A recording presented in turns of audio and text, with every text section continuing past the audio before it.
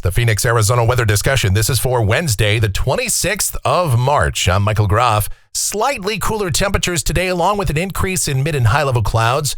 We'll see a continuation of this cooling trend for the rest of the week and headed into the weekend, along with intermittent mid and high-level cloudiness.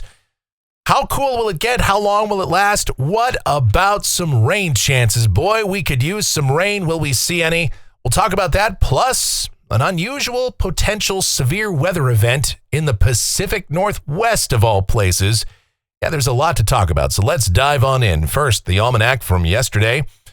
Here we go. 99 degrees was the afternoon high. Yeah, we avoided the triple digits. That's the good news. The bad news is we still broke the daily record of 96. Also, that morning low of 66, that was a record warm low temperature for the date. So we're getting started early in the year on breaking those heat records. Yeah, looking outside right now at 7:50 a.m. There's a lot of high clouds out there right now. And it's a warm start to the day. 72 degrees at Sky Harbor. Dew points 30, humidity 22%. Wind from the east at 6, barometer is rising. All right, satellite picture out here across the west, and there's more to this than meets the eye. We've got kind of a weak little wave out here approaching the southwestern United States, actually going negative tilt. And we see some clouds streaming in from the south. And again, these are mainly mid and high level clouds. There might be enough moisture someplace at some point today to see some virgo or maybe some sprinkles this afternoon or this evening across northern Arizona. But really, there's no sensible weather with this. The main story is that vigorous area of low pressure that's approaching the Pacific Northwest. We're going to see a warm front moving northward, plenty of warm and unstable air. And a pretty good dynamic setup there for showers, thunderstorms, and maybe some strong and severe storms this afternoon, especially for the coast of Washington and Oregon, but maybe as far east as western Idaho today. All right, the watch warning map is pretty quiet right now, that we do have those winter weather advisories and some high wind warnings in the Great Basin and the Sierra in anticipation of that system, and a little bit of dense fog for parts of the Gulf Coast, but otherwise things are rather quiet at the moment. But here we go, the convective outlook for today. Now, we got a marginal risk of severe storms over parts of South Texas, but on the Pacific Northwest coast, the standard slight risk of severe storms to include places like Portland and Vancouver, Washington, Olympia, Seattle, Tacoma. And really, this is one of those times where we're talking about the possibility of, yes, severe storms that could produce large hail. And look at this. This is the severe hail outlook. And you see the hatched area from about Seattle southward to well past Portland and down into west central Oregon. And that hatched area, that's significant hail. We could see hail up to 2 inches in diameter today. Maybe golf ball sized hail possible with the strongest storms. And again, this is not something you see every day. This is a very Twilight Zone graphic. I cannot remember the last time I've seen this. Maybe back in January of 2010, perhaps. I'm not even sure about that.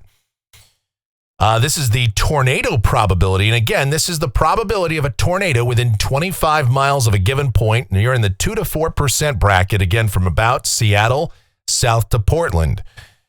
And again, this doesn't mean there'll be a tornado, but look, this is Washington and Oregon. This is the Pacific Northwest. This is not a typical graphic we would see here. So, yeah, sure, it's a low-end threat, but the fact that there's a threat at all is still something kind of noteworthy. And let's break this down a little bit further because, again, it's so unusual. Let's dive into this. Why not? In for a penny, in for a pound, right? So this is the HRRR this afternoon at 4 o'clock Pacific time. This is surface-based CAPE.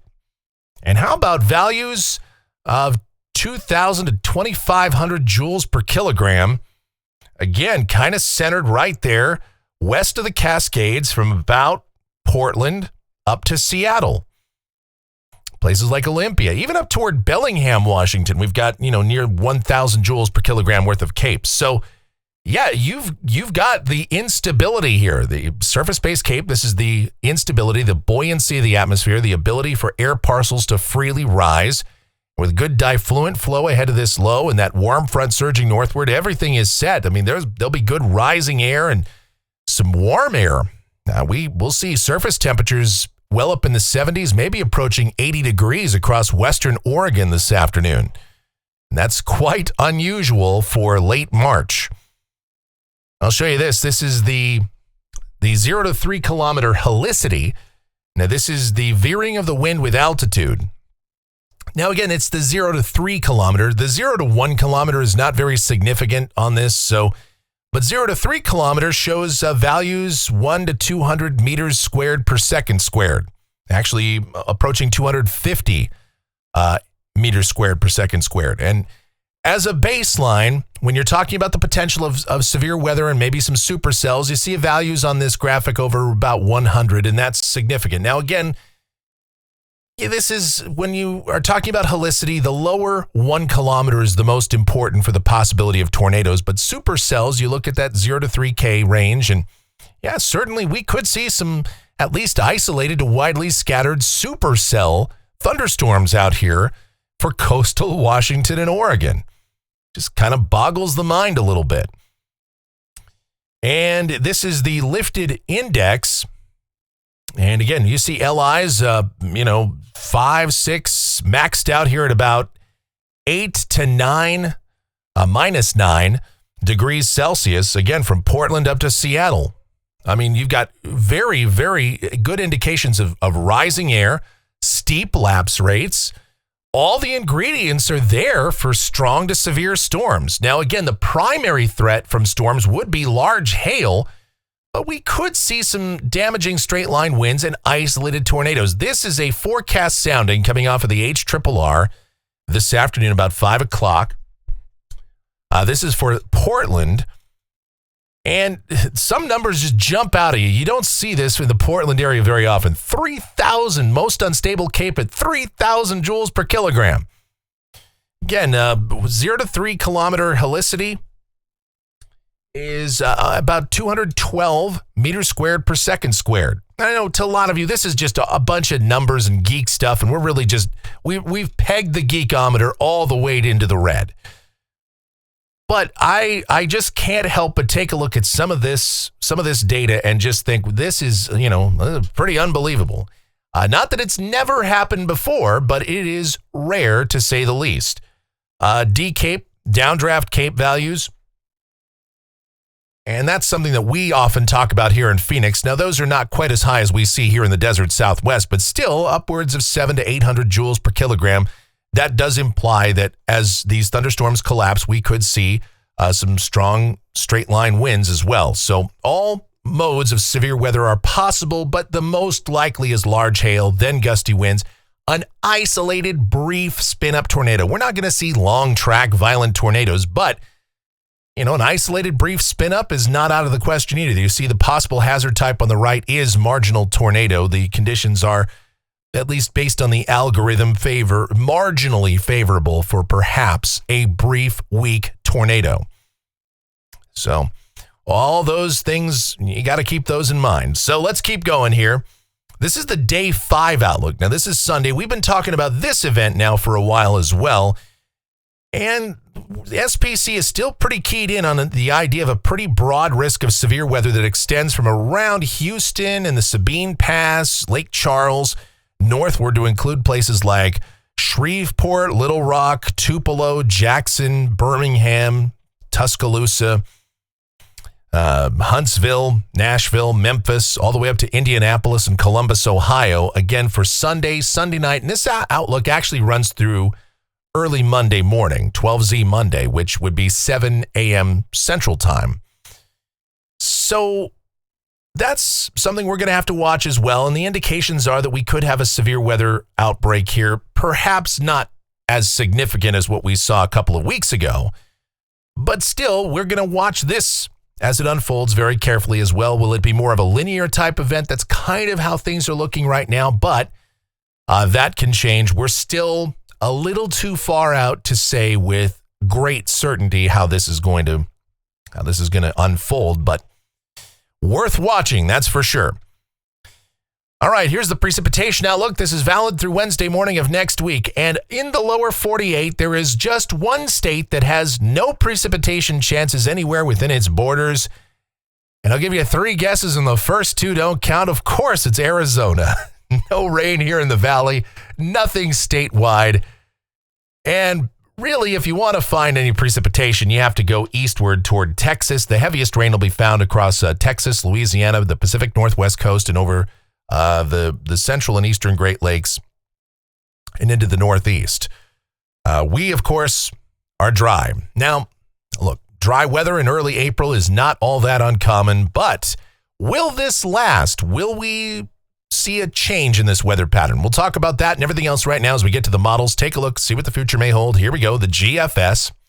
This is the 06Z run. It's valid at 2 o'clock this afternoon. Now, high pressure is still in control out here across the west, and it's partially this high pressure area that's going to allow for some of that severe weather over the Pacific Northwest coast. Lots of warm air, and with that area of low pressure approaching and kind of a negative tilt and diffluent flow, that's going to kind of pull some of that warm air further northward.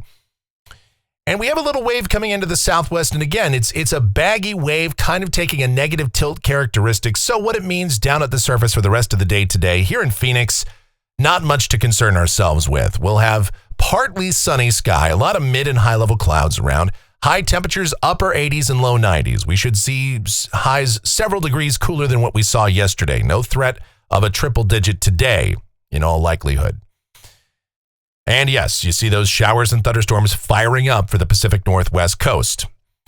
For tonight, we'll see some clouds around, and it'll be mild, although maybe a little cooler than we've seen in recent nights. But still, for most of us, lows will be down in the 60s.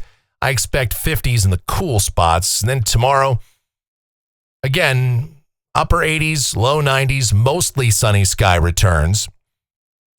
Here's Friday.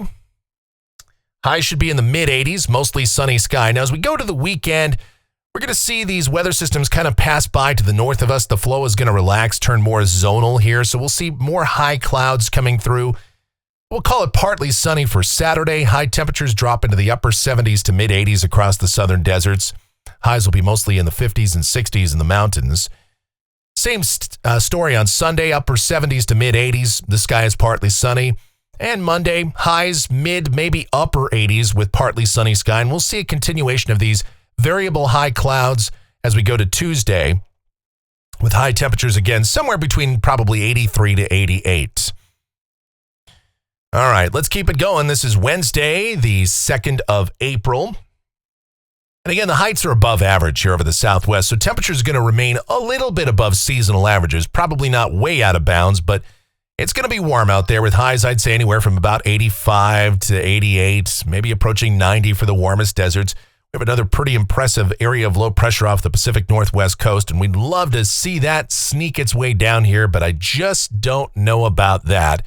Although, should be noted that model spread out here does start to grow, and many of the models in the European ensemble do indicate that broader low pressure will begin to affect the southwest. A much deeper trough impacts most of the western United States, way out here towards 7 to 10 days and beyond to give us a probability of precipitation. But the GFS does not support that. This is going out 10 days. This is Friday, the 4th of April. And it's got that low just kind of dampening out very quickly and passing by as a weak system to the north, flattening out the flow here and maybe bringing slightly cooler and breezy conditions, but nothing else. Some clouds, maybe. And a big ridge for the eastern half of the country. Temperatures would be soaring over in at least most of the eastern third to eastern half of the U.S. All right. Looking at rainfall for Phoenix. This goes all the way out through the 9th of April, and this is off of the GFS ensemble. You've got 31 members, 7 of them show any sort of measurable rain. So that's one side of the story here. The other side of the coin, though, this is the European ensemble. And again, over 65% of the members have rain, and the ensemble mean is creeping up. Yesterday it was about 1/4 of an inch. Today it's over 1/3 of an inch. So it's a tale of two ensembles. Which one will be right? Well, if we go based strictly on climatology, the GFS is more likely to be correct. But if we go based on accuracy or based on how these models perform in the medium range, well, the European is more likely to be correct. So, hey, which one will it be? Well, time will tell. Of course it will. All right, so let's go to temperatures off the national blend of models. Yeah, we're warm today again. Highs up in the 90s, same for tomorrow. But the trend is down, and it looks like high temperatures will be slightly above average thereafter, but nothing crazy. We're not seeing any triple digits for the next couple of weeks at least, and that's some good news. All right, I want to just thank whoever that was for the scammers, the spam calls. They come in early and often. Boy, oh boy. All right, that's it for the Phoenix, Arizona weather discussion for today. My next video is due back here tomorrow morning. Should you happen to enjoy these videos, then be sure to subscribe, like, share, click that notification bell. Leave those comments, questions, and suggestions. If you really like what we do here, you want to support this channel, well, then click that thanks icon below the video here on YouTube and make a contribution to us that way. Or even better than that is if you donate to us via PayPal. groffshow@gmail.com is that PayPal address. It's GROFF show@gmail.com for PayPal. Either way, I'll be your best friend forever. All right, the executive producer of the Phoenix, Arizona weather discussion is my one and only, the sweetest of all time, the Asian sensation and proprietor of sweetchildaz.com.org and the Facebook page of the same name. It's called Sweet Child Arizona. Talking about my Michelle. Check her out. Check out her blogs, videos, everything Michelle related and tangentially Adriana related. It's all linked up down in the description. Also related to Michelle and Mike, of course, is the streaming station. I've been running that for off and on 25 years now. It's called KMGX. We play a ton of music. We have a lot of fun with that. And yes, I started that station while I was still in college. And we're still going with it because it's just fun. It's just kind of a fun side project thing. But it's great. I encourage you to check it out. The most chaotic mix of music you'll ever hear. Again, it's linked up in the description, or you can just go to kmgx.com and listen directly via that avenue. All right, thank you guys so much for watching. All of your continued support, it is so greatly appreciated. Please be safe, stay cool, stay hydrated out there, and you guys have yourselves a beautiful rest of your Wednesday.